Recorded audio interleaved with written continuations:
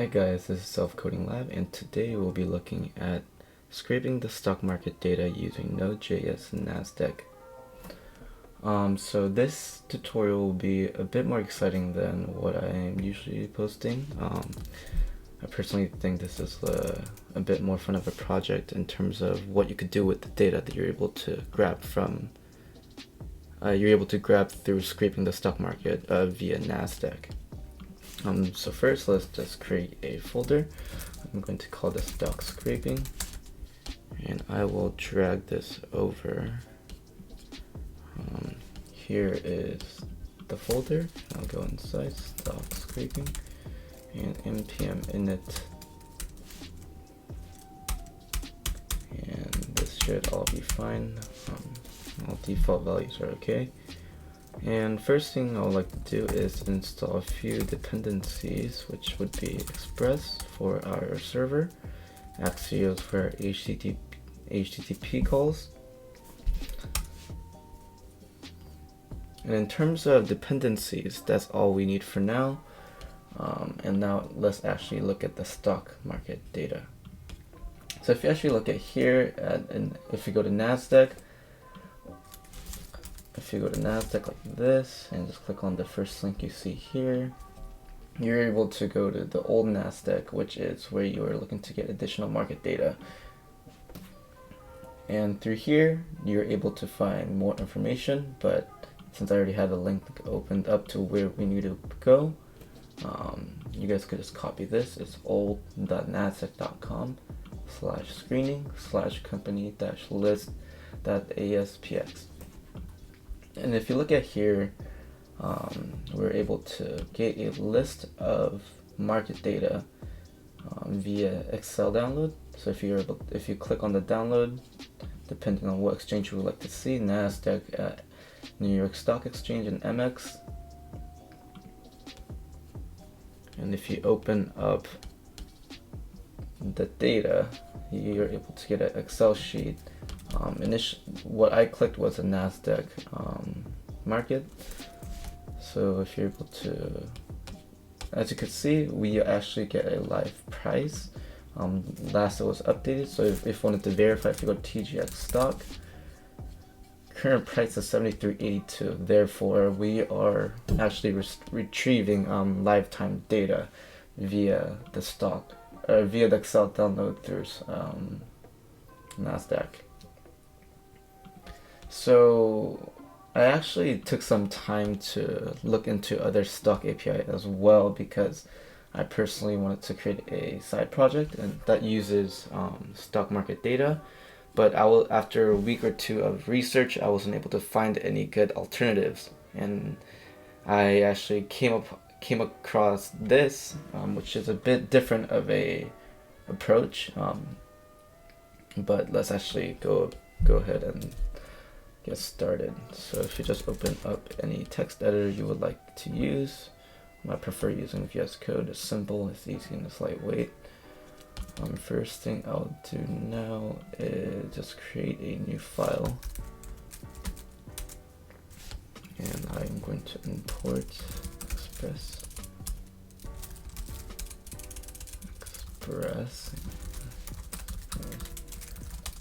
Also, I'll import Axios as well.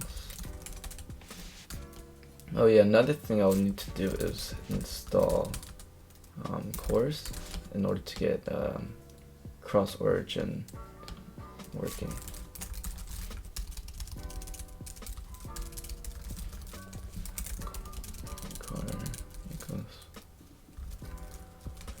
Cores.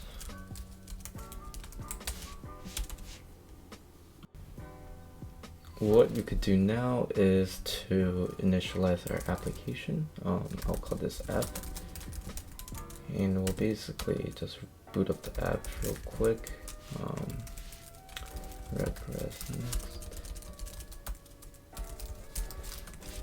and I'll just send a hello world first to get to see if the data is returned after we boot up the server. Port, I enjoy using process.en.port.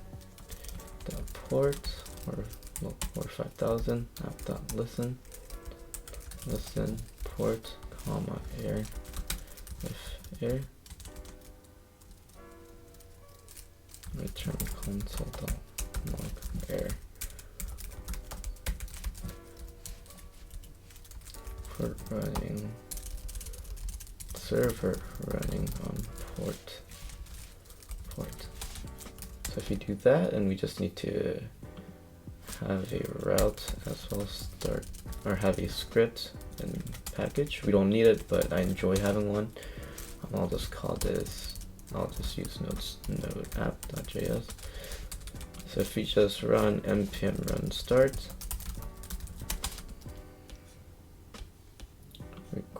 spelling error, require. So if I rerun this, it should actually boot up, and if you go to localhost 5000, as we could see, hello world is returned. So now let's actually work with the data that we're able to grab. So one thing I realized was if you hover over this, hover over the link, let me refresh. I got it. If you hover over the link, as you can see at the bottom left corner, you're able to see the whole length of the text. So that's what I'm going to be copying. So it would be screening company by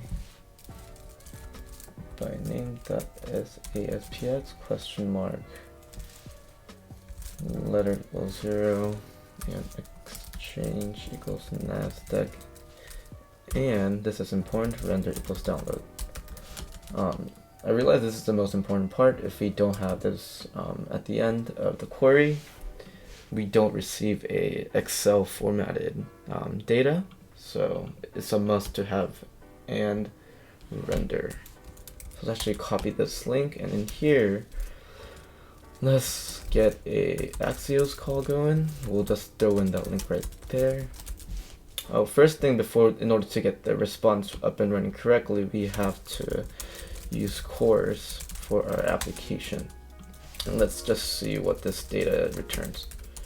Console.log res. We don't need the hello world anymore. And let's just rerun our server.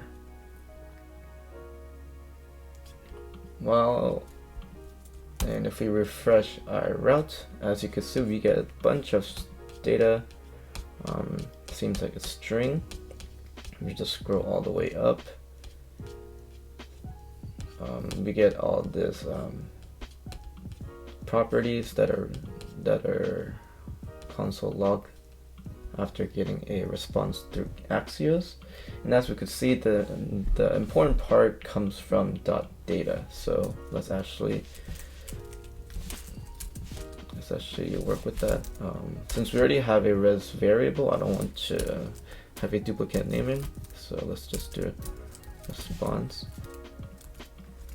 And let's return res.send response.data, since most important data point, things that matter are within the data property. Actually, since I don't want to be refreshing or restarting my server every time, I'll have a dev script as well. If you don't have NodeMon, it's very useful in terms of not having to rerun your server whenever you make changes. So if you don't have it, you could npm install globally NodeMon, then you should be able to use this within your package.json. So all you need to do here is just nodemon.app.js, and I will run using dev instead of start. It's running. If we refresh the data, we're sending it, therefore response.data. As you guys could see, we get a bunch of strings. If you look at the data more closely, you're able to see a few columns that represents a Excel column. So we have symbol, name, last sale, market cap, IPO year, sector, industry, and summary quote. And it's separated by comma. And as you guys can see, the next thing that comes up is a symbol. It corresponds to a symbol, a stock symbol, then a name, 10x Genomics, last sale $73.82, market cap $7.1 billion, IPO year 2019, sector capital goods, industry biotechnology, and summary quote is the link, which points towards a more extensive information based on the stock. As you guys can see, there's extra such as 52-week highs and low prices, market cap, dividend rate, ex-dividend date, etc., etc. So what we have to do now is format the data that is returned via text into something that is more usable. So let's work on that now. So I'm going to create a variable called stock list, since this will be an array of stocks. It will be response.data.split. And because I know how a new line is displayed as a string when it goes from Excel to a HTTP call, so I could use /r/n, which means a end of a line. It stands for end of the line. If you guys could just go to Stack Overflow, it's end of a line combining in /r and a /n. So instead of sending responsive data, let's just send a stock list and see what we get now. See, now we actually get something we are able to visualize much easier. Symbol, name, last sales, market cap, etc., etc., and it just goes through a list of stocks that are contained within NASDAQ. So we could just do a bit more formatting in terms of getting rid of the things that we don't need, such as these slashes, extra quotation marks, commas, etc., etc. So let's work on that. I'm going to map through the array. We have around 3549 elements. First element being the column keys. So I'll pass in stock. I'm mapping through stock list, and I'll return a modified stock. We'll use stock.replace. We are going to initially replace globally.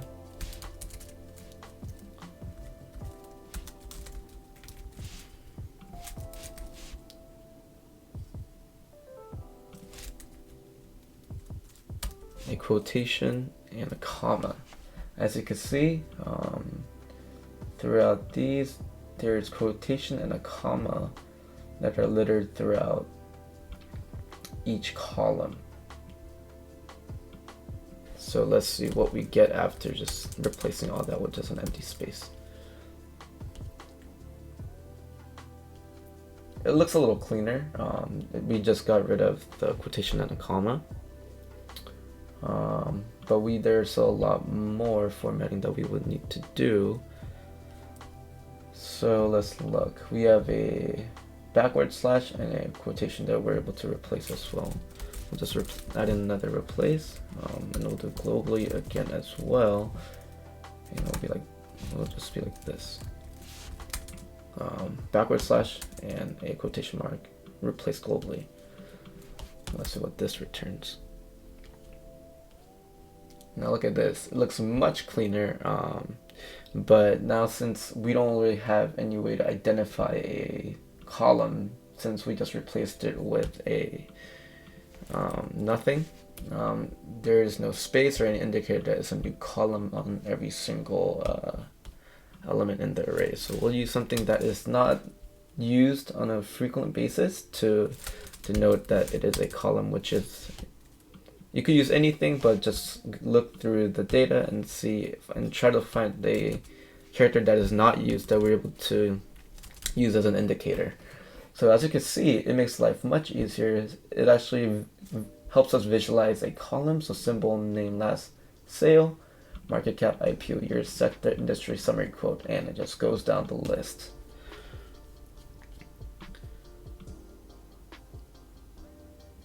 And now what we could do is split based on the indicator that we gave it. If we do that, here we go.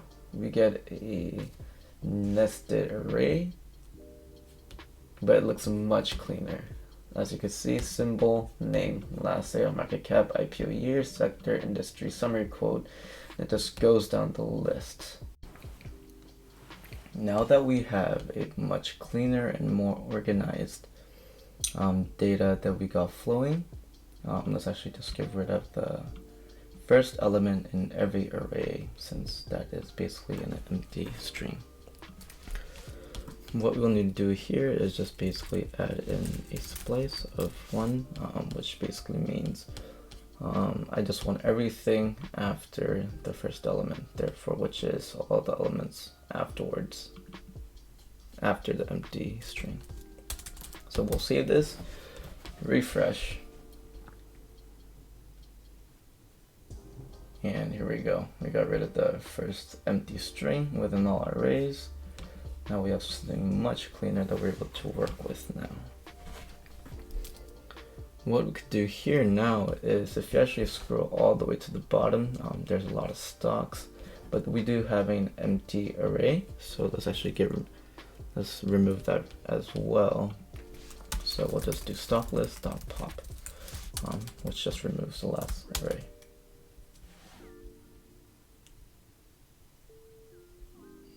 And let's just scroll down all the way. And here we go. Even the last element is now a valid array that has all the values.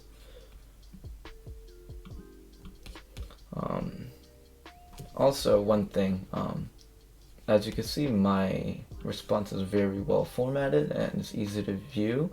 If you guys don't have this tool already, it's called JSON Formatter. You're able to download it through the Google extension store.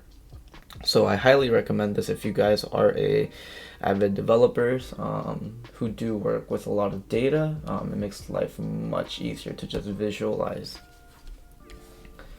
So yeah, let's actually just format this data a bit more and return it so we could have it used for an API for maybe a future project we might work on. So let's just call this stocks. Stock list map stock return symbol. Well, actually, let's actually remove this value, since we wouldn't need this actually be returned, since that's actually not a valid stock. It's just a column label. So we could just do stock list dot shift, which removes the first element within the array. So as we can see, we have a symbol value. Just go stock 0, since that will target the first element within the stock array, which would be the first element. Name stock 1, last sale stock index of 2, market cap stock 3, IPO year stock 4, sector stock 5, industry stock 6, and summary quote stock index of 7. Now let's actually return this value instead and see what we have.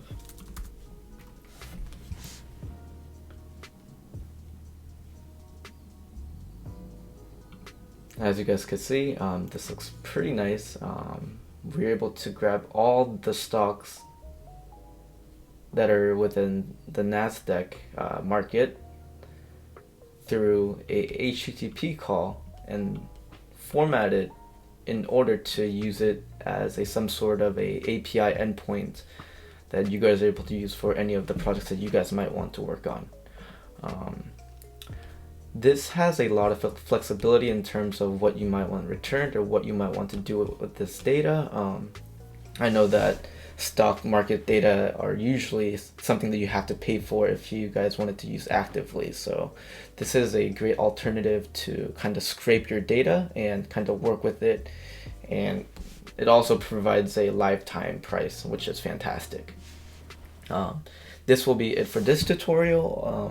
If you guys would want to see something of a part 2, working with these data points and creating a more of a product or a project out of it, please leave a like, a comment, and subscribe, and there will be more videos coming out soon.